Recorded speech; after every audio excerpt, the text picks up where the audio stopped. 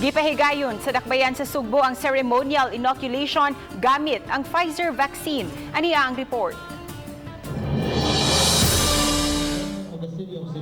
Sa University of Cebu, sa J. Alcantara Street ang exclusive venue sa Pfizer inoculation. Gipahigayon ang pagbakuna kay duol ra sa DOH storage facility o sa usa ka tambalanan. Mitambong sa ceremonial vaccination si Mayor Edgardo Labella, mga sakop sa konseho o ang direktor sa Department of Health Region 7, Jaime Bernadas. 60 ka mga vaccinees ang unang natupukan sa unang Pfizer vaccine rollout. Usa kanila si John Isaias Dikdikan, 74 anyos, nga mihangop sa pag-abot sa bakuna nga iyang gipangandoy. I'm lucky because I did not want to be vaccinated by the other vaccines. I did not care to be vaccinated with Sinovac. Neither did I like AstraZeneca. I like Pfizer. Sumani ni Dr. Jeffrey Bonis, ang Pangulo sa COVID Vaccine Board, nga 5,800 vaccine doses sa Pfizer ang gigahin sa dakbayan alang sa A1, A2 ug A3 recipients. Dili gid pwede nga mo nag-discourage yun nato ang walk-in. Ayaw gid mo pangari kay di gid mo na mo ma-entertain. Kadto ra yung gi-random na mo pick sa ato ang master list sa online registration mo gyud ato ang entertainon.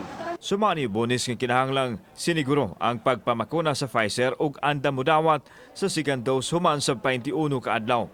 Karon ato ani for ceremonial man siya 60 ra ni kabuok no. Mahog ra nig 10 vials.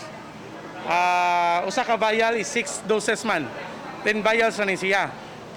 Later on by Wednesday pohon no, by Wednesday magsugod na ta og inoculate dinhi. Mabali inoculate 1,000 kay usa ka tray ana niya by tray man na.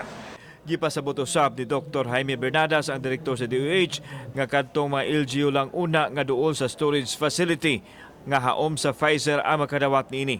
Ang Pfizer para magyapon na siya sa tanan. No, para magyapon na sa tanan. Ang kaso lang, ang Pfizer doon ay special handling. Kinahanglan siya special storage. Subo sa lisod gyud siya ipada ngadto sa mga halayo nga lugar. Sa pikas pahin, nagpadayon karong adlaw ang vaccination sa AstraZeneca sa siyudad sa Sugbo. 27,000 ka doses sa AstraZeneca ang nadawat sa Cebu City sa miaging semana. Moabot sa 35,000 na ang nabakunahan sa Cebu City gamit ang Sinovac ug AstraZeneca nga kasamtangan usab gi-roll out ang second dose. Kauban si Philip Patricio ug Clans Gabutin. Ako si Alan Domingo. Balitang Bisdak.